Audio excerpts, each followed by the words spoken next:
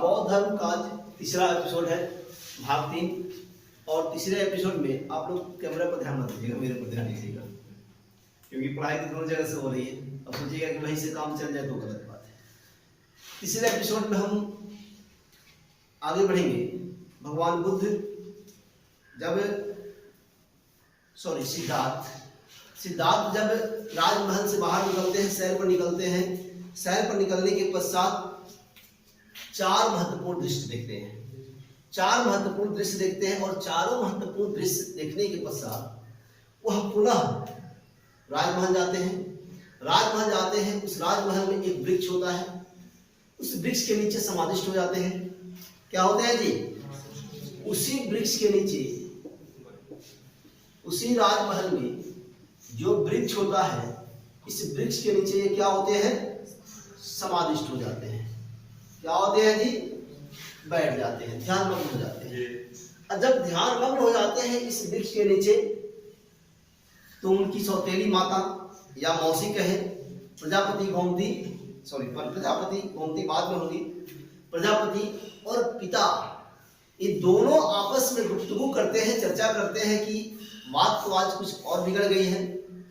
इसके पश्चात उनको मनाने के लिए गणिकाएं आती है, नाच गान होता है, मदिरा पान कराया जाता है। सब कुछ करने के बाद जब रात में अर्धनग्न अवस्था में अपने पास गणिकाओं को सोए हुए पाते हैं, तो उठते हैं और बहुत ही आहत होते हैं, मर्माहत होते हैं, दुखी होते हैं कि ये संसार में क्या हो रहा है। और वहां से धीरे से बाहर निकलते हैं। जब बाहर निकलते हैं, एक चीज देखिएगा कि उनको 28वें वर्ष में, कितने वर्ष में? 28वें वर्ष में एक पुत्र की प्राप्ति हुई थी, जिस पुत्र का नाम राहुल था। हाँ, नाम क्या था? राहुल था। और ये राहुल और इनकी पत्नी गहरी निद्रा में सोए हुए होते हैं। उसके बाद भी ये पुत्र मोह, ऐसा कहा जाता है कि पुत्र मोह बहुत बड़ा मोह होता है। पुत्र मोह और पत्नी का प्रेम इन्हें रोक नहीं पाता है, और ये धीरे से अपने घोड़ा, कंथक और सारथी छंदक को लेते हैं और वहां से बाहर निकलते हैं। बाहर निकलने के बाद अनोमा नदी तट पे पहुंचते हैं। कहां पहुंचते हैं? अनोमा नदी पहुंचते हैं। और जब अनोमा नदी पहुंचते हैं, तो इसी अनोमा नदी पर अपना सिर मुंडन करवाते हैं। और सिर जब मुंडन करवा लेते हैं, बाल जब उतर जाता है, तो कसाय वस्त्र धारण करते हैं। कसाय वस्त्र मतलब वही गेरुआ वस्त्र, जो गेरुआ वस्त्र होता है, जो आप देखिएगा बौद्ध भिक्षु लोग धारण करते हैं, वही कसाय वस्त्र धारण करते हैं। और वहां से अपने सारथी छंदक या छन्नक आप लोगों को मिला होगा, और घोड़ा कंथक को वापस करते हैं। छंदक पूछते भी है कि हे राजकुमार जी, आप कहां जा रहे हैं? तो वहां एक चीज बोलते हैं, बुद्धम शरणम गच्छामि। क्या? बुद्धम शरणम गच्छामि, धम्मम शरणम गच्छामि, संगम शरणम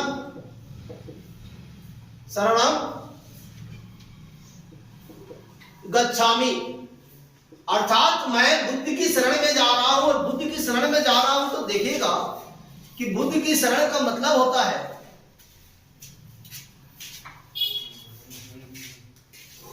बुद्ध की शरण का मतलब होता है कि मैं ज्ञान प्राप्ति हेतु, अर्थात उनको जो ज्ञान पिपासा थी, ज्ञान पिपासा मतलब ज्ञान के लिए जो प्यासे हुए थे, ज्ञान की प्यास उनको रोक नहीं पाई। और आप ये जानते हैं कि पहली बार वो वैशाली पहुंचते, वैशाली में जो साक्ष्य दर्शन के प्रणेता होते हैं, और साक्ष्य दर्शन के प्रणेता पहली बार उन्होंने उनके जीवन में अलार्म बजाया था। उनका नाम था अलार्म कलाम। अलार्म कलाम से मिलते हैं, अलार्म कलाम के पास शिक्षा ग्रहण करते हैं। कुछ दिन बीतता है, वो बातें, वो मजा नहीं आ रहा है जिस मजा की तलाश में, जिस ज्ञान की तलाश में वो घर त्यागे हुए थे। जिस गृह त्याग को बौद्ध धर्म में महाविनिष्क्रमण कहा जाता है। क्या कहते हैं? महाविनिष्क्रमण कहते हैं। क्लियर?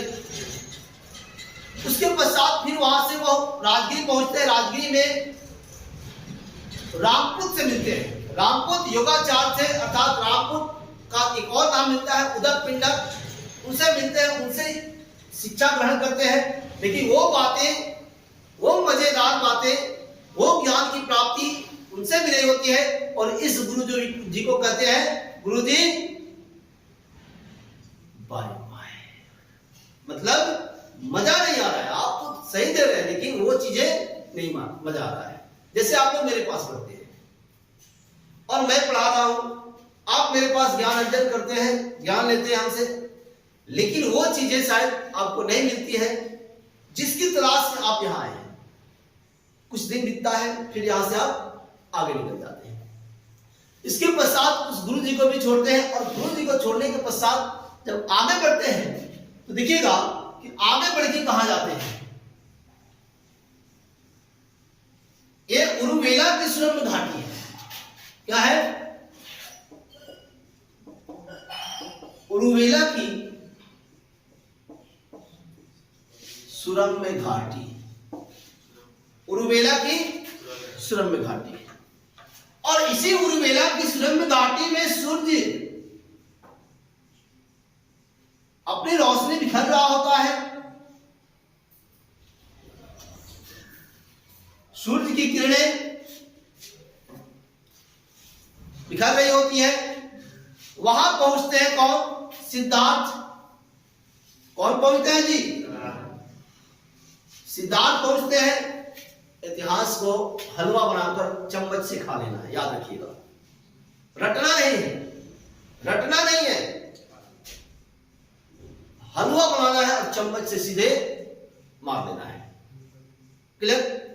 अब देखिएगा कि यहां पहुंचते हैं, और यहां पहुंचते हैं तो क्या होता है, ये 5 ब्राह्मण को देखते हैं। किसको देखते हैं? 5 ब्राह्मण को देखते हैं।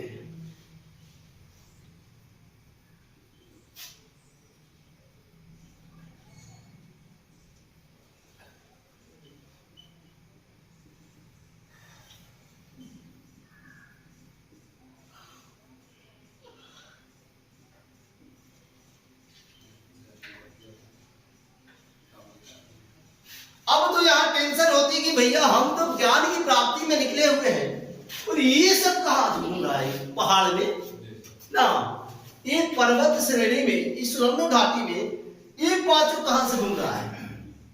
टेंशन होती है। ये पूछते हैं अरे भाई आप लोग कहां? तो ये लोग कहते हैं कि हम ज्ञान की प्राप्ति में घूम रहे हैं। अरे भैया ज्ञान अर्जन करने के लिए पहाड़ में घूम रहे हैं आप लोग? सोचिए। अब क्या होता है कि ये पूछते हैं कि अपना परिचय दीजिए, परिचय पात्र कराइए। परिचय पात्र में क्या होता है, ये कहते हैं मैं सानिन्य, ये कहते हैं मैं बप्पा, ये कहते हैं मैं भद्या, ये कहते हैं मैं असागी, और ये कहते हैं मैं महानामा। अर्थात 5 ब्राह्मण अपना अपना नाम बताते हैं। परिचय पात्र होता है, परिचय पात्र होता है। अब परिचय पात्र के पश्चात इन लोगों में एक गठबंधन होता है। गठबंधन समझते हैं आप लोग? मिलन होता है, मतलब मिलन कई प्रकार का होता है। 2 दिलों का भी मिलन होता है, 2 लोगों का भी मिलन होता है, 2 पार्टियों का भी मिलन होता है। तो ये कह सकते हैं कि 2 पार्टियां थी, नहीं 2 पार्टियां थी। उदास है, समझ में नहीं आ रहा है? हाँ और है, उदास मत होना। चलिए आप, गठबंधन मतलब मिलन होता है। और परिचय होने के पश्चात, क्योंकि दोनों की तो एक ही रोग था। रोग क्या था? एक ज्ञान की प्राप्ति करना। अब ये लोग करते क्या है कि यहां से आगे बढ़ते हैं, और आगे बढ़ने के बाद यहां एक वृक्ष होता है, एक वृक्ष होता है, और इसी वृक्ष के नीचे ये 5 लोग आकर के समाधिष्ठ हो जाते हैं। क्या होते हैं? 5 समाधिष्ठ होते हैं। देखेंगे 5 प्लस 1 6 लोग समाधिष्ठ होते हैं। और जब ये लोग ज्ञान की प्राप्ति के लिए दिखेगा, ऐसे काम चल जाएगा, वो क्या नहीं चल जाएगा। 6 लोग समाधिष्ठ हो जाते हैं, मतलब समाधि ले लेते हैं। ज्ञान की प्राप्ति के लिए कुछ दिन बीत जाता है। लिखाने के लिए लिखा देंगे, टेंशन मत लीजिएगा। जितनी बातें बता रहा हूं सब कुछ लिखा होगा, पहले समझ लीजिए। कुछ दिन बीतता है, शरीर कंक्रीट की तरह कंकड़ हो जाता है, सूख जाता है, अन्न जल त्याग दिए होते हैं और ये ज्ञान की खोज में मतलब तलाश में बैठ जाते हैं, खाना पीना सब छोड़ देते हैं। जब खाना पीना छोड़ते हैं तो एक क्या होते हैं, कंक्रीट की तरह हो जाते हैं। तब तक क्या होता है, एक सुजाता नाम की महिला जो शूद्र होती है, क्या होती है, शूद्र, स से सुजाता, स से शूद्र, ख से खीर लेके आई हाथ में। सोचिए होता क्या है,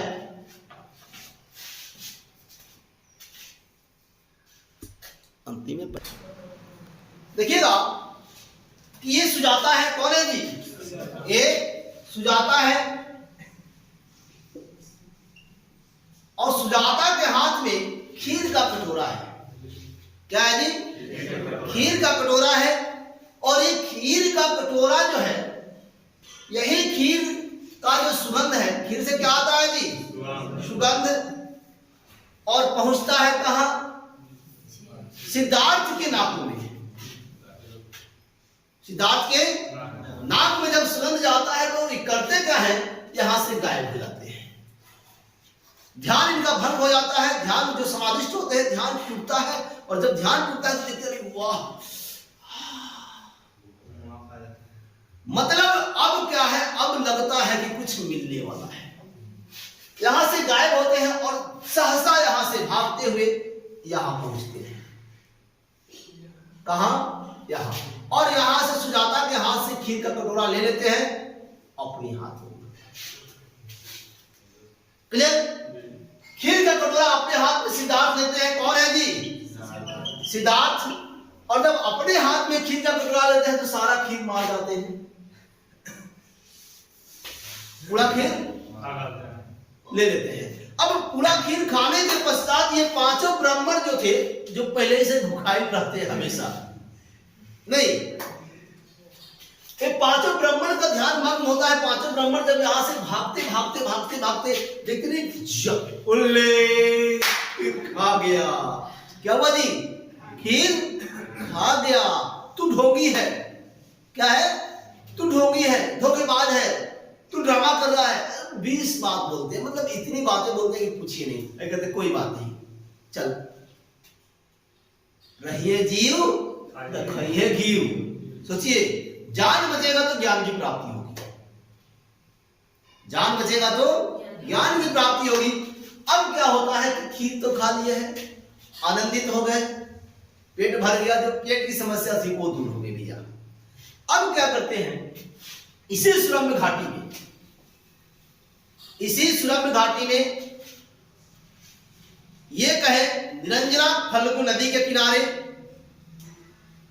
निरंजना फल्गु नदी के किनारे एक वृक्ष होता है, और वो वृक्ष जो होता है वह वृक्ष पीपल का वृक्ष होता है। इसका पीपल का वृक्ष होता है। और इसी पीपल वृक्ष, ये नदी है निरंजना फल्गु, इसके तट पर पीपल वृक्ष है, और इसी पीपल वृक्ष के नीचे आकर के सिद्धार्थ समाधिष्ट हो जाते हैं। ऐसा कहा जाता है कि समाधिष्ट होने के 8वें दिन, कितने दिन, 8वें दिन, वैशाख पूर्णिमा को, किस दिन, वैशाख पूर्णिमा को इनको ज्ञान की प्राप्ति होती है। क्या होती है, ज्ञान की प्राप्ति होती है। अब ज्ञान की प्राप्ति होती है, जिस वृक्ष के नीचे इन्हें ज्ञान की प्राप्ति हुई, इस वृक्ष को कहा गया बोधि वृक्ष। क्या कहा गया, बोधि वृक्ष। जिस जगह पे इन्हें ज्ञान की प्राप्ति हुई वो जगह कहलाया बोध गया। क्या कहलाया, बोध गया। जिस नदी के किनारे इन्हें ज्ञान की प्राप्ति वो नदी कहलाई निरंजना फल्गु। क्या, निरंजना फल्गु, फल्गु, या कहीं कहीं पुनपुन का भी उल्लेख मिलता है। पुनपुन, पुनपुन। क्लियर? मजा आ रहा है? तो ये नदी के किनारे अब देखिएगा कि ज्ञान की तो प्राप्ति हो गई। अब जब ज्ञान की प्राप्ति हो गई तो ये क्या करते हैं कि जो इनको ढोंगी कहा था, ये पांचों ब्राह्मणों को खोजना शुरू करते हैं। चल अब तू लोग कहां है? नहीं, तो ये पांचों ब्राह्मण को खोजते हैं। खोजते खोजते ये अपने उस जगह पे पहुंचते हैं। वहां से आगे करेंगे, पहले लिखिए।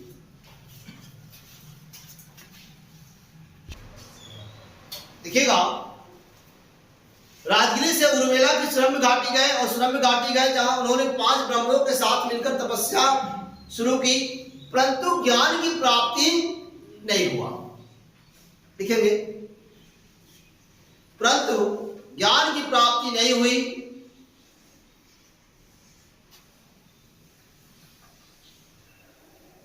पांचों ब्राह्मणों का नाम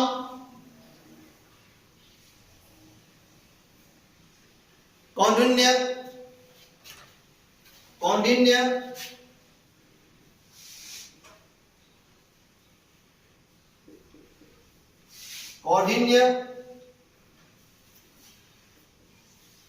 बप्पा,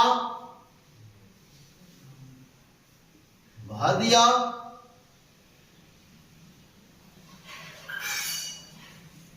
असागी,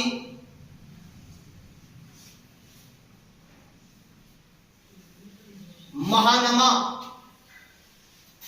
पांचों ब्राह्मण का नाम कौंडिन्य, बप्पा, भदिया, असागी एवं महानमा था। क्लियर? अरे सुजाता नामक महिला के हाथों खीर खाकर तपस्या सिद्धार्थ ने भंग कर दी। क्लियर? और जब खीर खा लिए, पेट में शांति मिल गया, जो कंक्रीट शरीर था थोड़ा सा हरा भरा हो गया। क्या? खूब धूप हो, बारिश नहीं होता हो और उसमें थोड़ी सी बारिश हो जाए तो वातावरण तो हरा भरा होता ही है। ठीक उसी प्रकार से हमारा वातावरण है। हम जब भोजन करते हैं तो हरा भरा हो जाते हैं। क्या? और भोजन नहीं करते तो सूखे सूखे रहते हैं, होठ सूख जाता है, चेहरे पे झुर्रियां आनी शुरू हो जाती हैं। तो जब खीर खा लिया तो थोड़ा सा वातावरण इनका हरा भरा हो गया, इनका मन जो है वो चंगा हो गया, मन हर्षित हो गया, पुलकित हो गया। अब तब क्या करते हैं? अगला पॉइंट लिखेंगे। यहां से उरुबेला में ही स्थित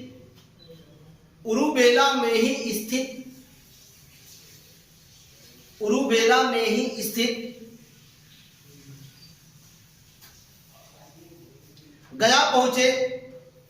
कहां पहुंचे?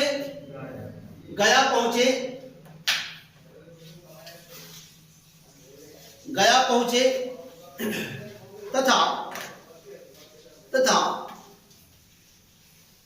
एक पीपल वृक्ष के नीचे समाधि ली।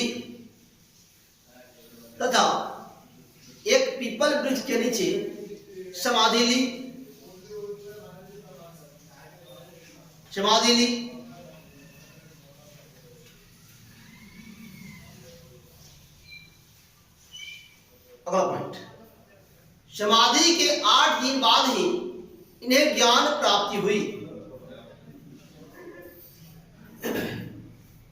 समाधि के 8 दिन बाद ही इन्हें ज्ञान की प्राप्ति हुई।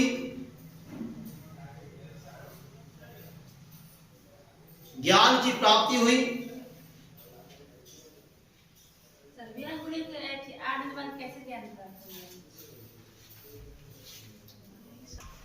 35 वर्ष की आयु में वैशाख पूर्णिमा के दिन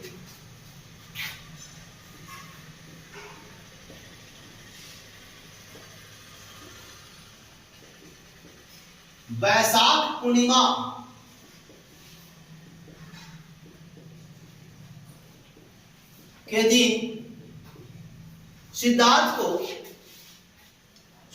को निरंजना, फल्गु, कहीं कहीं पुनपुन का उल्लेख मिलता है। निरंजना, फल्गु, नदी के किनारे ज्ञान की प्राप्ति हुई।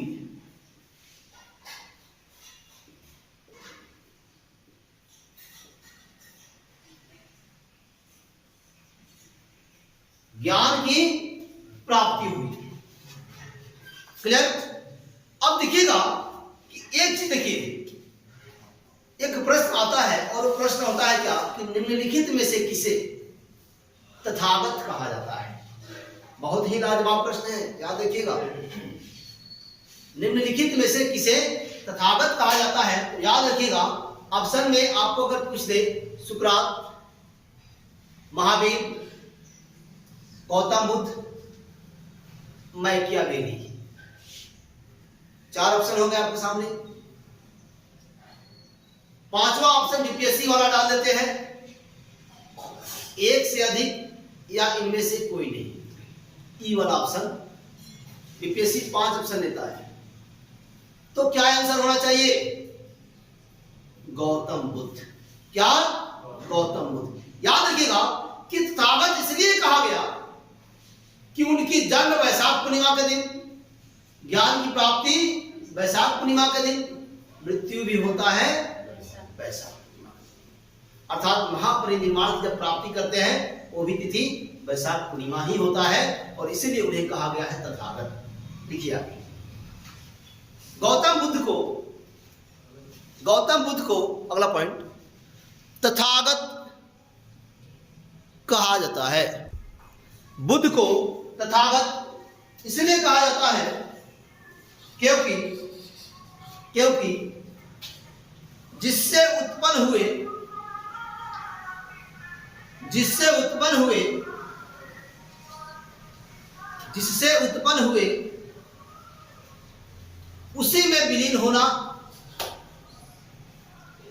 उसी में विलीन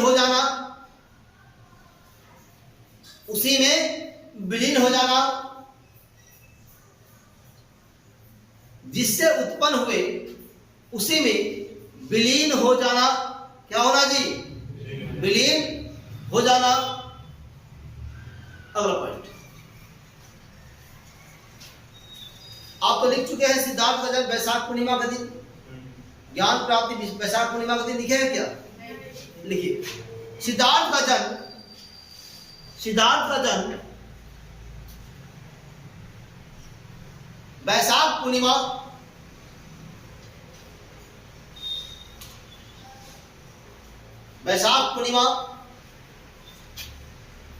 ज्ञान प्राप्ति वैशाख पूर्णिमा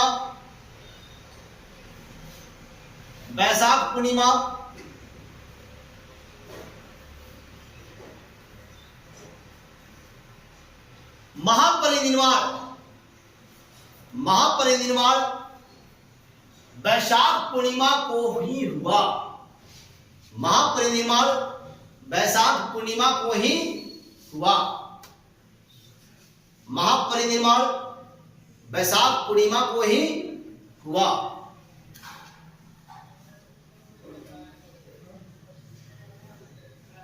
हो गया? अब देखिएगा कि यहां तो ज्ञान की प्राप्ति हो गई, तथागत तक का हमने सफर तय कर लिया।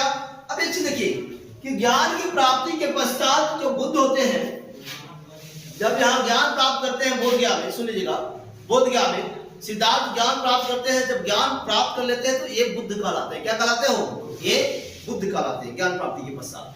अब क्या करते हैं कि ये अब खोजना शुरू करते हैं, किसको? 5 ब्राह्मणों को, और खोजते खोजते सारनाथ पहुंच जाते हैं। कहां? सारनाथ। और सारनाथ पहुंचते तो ये 5 ब्राह्मण है। कौन है जी? ये 5 के 5 ब्राह्मण है। और ये 5 ब्राह्मण को कहते हैं, सुनो इधर, अरे सुनो, हमें ज्ञान की प्राप्ति हो गई, चलो आप बैठो, तुम लोग हम शिक्षा देते हैं। क्या?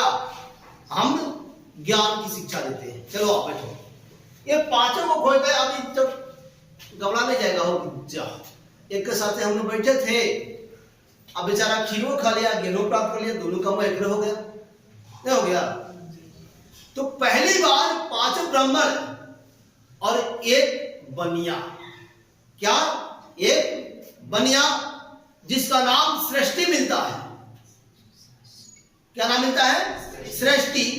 ये 6 लोगों को पहली बार अपना उपदेश दिए थे, और पहली बार जो उपदेश दिए थे, इस उपदेश को धर्म चक्र प्रवर्तन कहा जाता है।